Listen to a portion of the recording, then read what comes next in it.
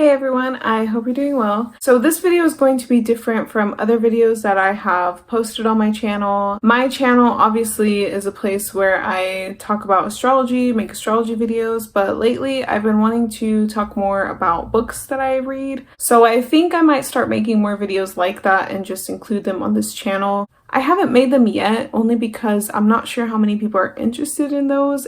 And I don't want to push you guys away because obviously y'all are subscribed for astrology videos, but my channel isn't going to become like a book review channel or anything like that. I'm still going to make astrology videos because that's my thing. And I love astrology, and I don't think I could ever stop making videos on astrology. So if you're not interested in this content, just ignore it. But if you are interested in this content, then please let me know. I can definitely start making more videos like this, or I guess maybe if enough people are interested, maybe I would make a second channel just for that. I'm hesitant to do that just because I feel like it would be easier for me to just have all my content on one channel, and especially because I might not make these videos that often.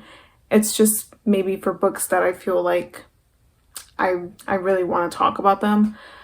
So just let me know what you think about that. In this video, to start off, I guess my book review series, I want to talk about The Brothers Karamazov or Karamazov by Dostoevsky. I've heard it pronounced both ways, so I'm not exactly sure how you pronounce it. If you don't know who Dostoevsky is, he was a Russian author from the late 19th century, I believe. This was actually the last book that he ever wrote before he died. What I want to talk about is my thoughts on this book and primarily what I took from it and how I interpreted certain things in this book, and maybe some tips too on reading it, because I'm just like an average person. I'm not like a professional reader. Is that even a thing? I don't know. Dostoevsky, if you don't know anything about him, if you've heard of Crime and Punishment, which is a classic, he wrote that book as well. His writing is known for being very influential in the sense that it has a lot of philosophical underpinnings. And his writing explores a lot about topics of religion, morality, faith, and existentialism, and God, and stuff like that. His writing is really deep in that way. So because Dostoevsky writes a lot about those topics, I just was kind of in a place in my life where I wanted my brain to be kind of messed with. I don't know if that's the right word to use, but I just wanted to read something deep. And I had read Crime and Punishment last year and I really liked it. So I was like, I should read Dostoevsky again. So I picked up this book. The translation that I read was by Richard Pavir and Larissa I don't know how to say her last name. I read their translation of Crime and Punishment as well, and I really liked it, so I just decided to stick with what I knew that I liked. A lot of people do recommend their translation, which, I guess I would recommend it too, but I honestly haven't, read any other translation, so I wouldn't know if it's better or worse, but a lot of people do recommend their translation. I think it's easy enough to read. The stories and the characters themselves have you considering broader concepts, which I guess you could say that about any story, but Dostoevsky, I'm just saying Dostoevsky's pretty famous for that, for having a lot of philosophical undertones to his writing, and his writing has been very influential as well. So this is, again, only the second book that I've read by Dostoevsky. Compared to Crime and Punishment, I feel like it's a lot harder and it's slower. I heard some people suggest that if you're gonna start with Dostoevsky, you probably shouldn't start with this book. Me, I'm like, do what you want, read what you want, but I understand why they would suggest that, especially if you want a book that's very quick to the point, I guess. Then yeah, this book probably wouldn't be a good one to start with, but it's still worth reading nonetheless. Me, I started with Crime and Punishment, so I kind of knew what his writing was about and his style, so I kind of understood maybe that this one was just going to take a little bit of time to get to that really intense plot and story. So this book is good, but it doesn't pick up until almost halfway through. And I would say especially it doesn't pick up even more until the last fourth of the book. So you have to read a lot before you actually get to the main events.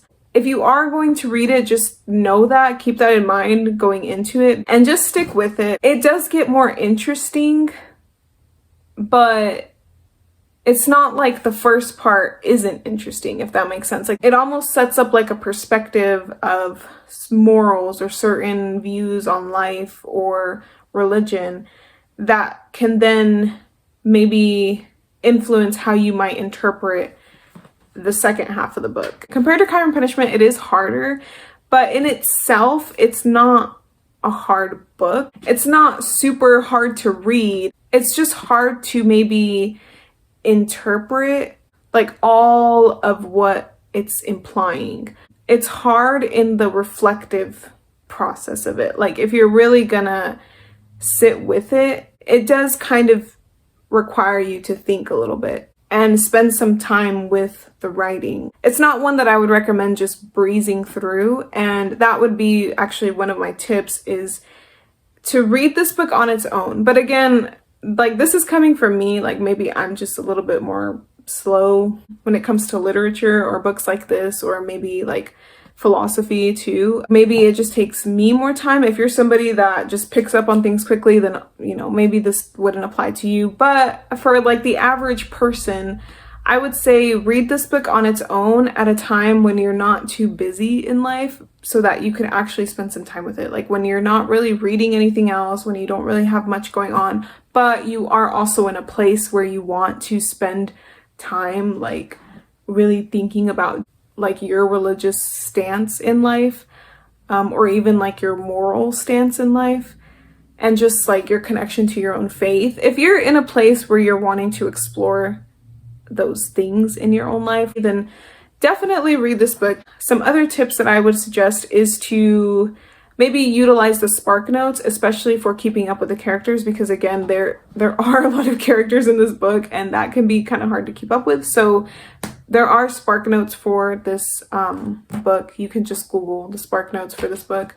And then there's also a channel that I found as I was reading this book called the Code X Cantina. I will link it down in the description if you are interested. So these guys have an introduction video for this book. So like before you read the Brothers Karamazov, you can watch that video. I did, and I thought that it was helpful. And they also have videos breaking down all of the books in this book, because it is kind of separated by books, and those were helpful to follow along with as well. Of course, you want to think about how you interpret everything in the book, but it is helpful, again, if you're somebody who might need a little bit more information from like an outside perspective on the topics, then that can really help you to kind of understand what Dostoevsky is really trying to get at. Those are some of my tips and thoughts on the book in general. Now, I want to kind of talk about what I took from the book. If you haven't read the book, this is where you can leave, because I don't want to spoil things for you. One of the things that stood out to me was the elders part. I think it was 2 chapters for the elder's life, or maybe it was 1 chapter of him talking about his life, and then also there was one about him and his view on life. Like, I think how I've been reading this book for like the past month, and I mean, this book is kind of big, so if I don't remember everything correctly, it's because it's been a while. I feel like the parts that you resonate with in this book say something about you and your personality. I really resonated with the elders' views, and I found it interesting just reflecting on myself that I did feel like I resonated with those perspectives, and it kind of just reminded me of what I was taught growing up. I don't know, the elders part really stood out to me. I'm curious if other people felt the same way. It was very idealistic, and I knew that, like reading it, I was like, yeah, this is very idealistic. This is not realistic. But I was like, would it be nice if life was like that or the world was like that? Now, the Grand Inquisitor. Now, this is like a famous chapter in this book. What I found most interesting about the Grand Inquisitor was how it seemed to separate God, Christ, and the church, because Christ comes in and is acting out of God, like in what he's doing for the people in like the town or village or whatever. But then the guard who arrests him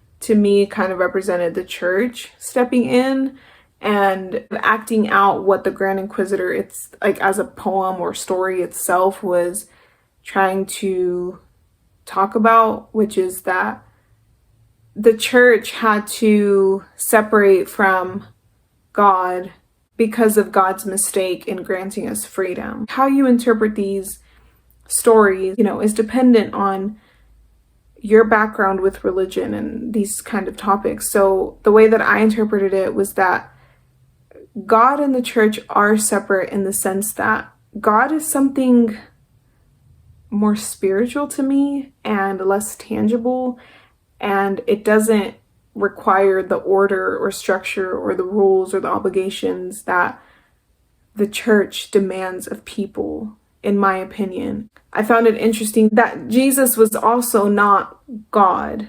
Like, God was a force that he was trying to act out and embody, but the church rejected that. The reason why I interpreted it this way is because in the Grand Inquisitor, it mentioned that God made the mistake of granting us freedom, and because of that, we're not granted salvation. And I saw that as because we're not going to always follow what the church demands or requires in order to be saved, in order to have that salvation. The church grants salvation, but in that you have to sacrifice that freedom. I feel like it was kind of also getting at the topic of like free will versus determinism. So I don't know.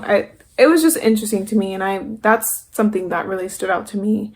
Another part that stood out to me in this book was towards the beginning, when we are kind of first getting to know the father, the character of the father. I kind of connected two parts of the book. I think they were kind of close in like where they were at in the book, but they stood out to me. It was the part where the elder talks about honesty with the father and its connection to faith, which was also, I think, discussed by the elder in another part of the book, or maybe it was in the same part or kind of a nearby part. What stood out to me was that one's faith is reflected in one's ability to trust others or to trust life and God. I saw like trusting God as trust in life, just surrendering to life and what it all entails, surrendering to, not having control.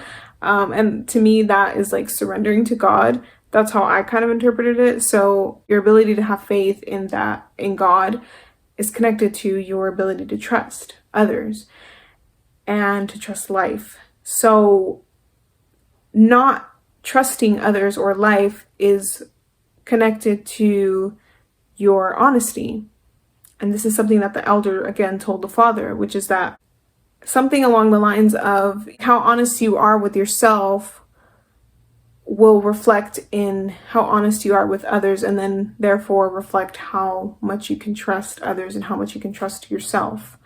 So faith and trust and honesty are all connected. And I don't know, that the way that I connected those, that kind of just stood out to me, and it's something that I don't know, like I still am taking with me. And then lastly, another one that I wanted to mention was the fact that psychology has two ends. They mentioned that in the trial, and just how you can always draw any kind of interpretation that you want to fit like your own story and make it some kind of like psychological thing, when really like there could be a million other ways to interpret it. And I mean, I was taught that in school as well as a psych major, but it was just interesting to read it in this book in the context of like the trial that was happening.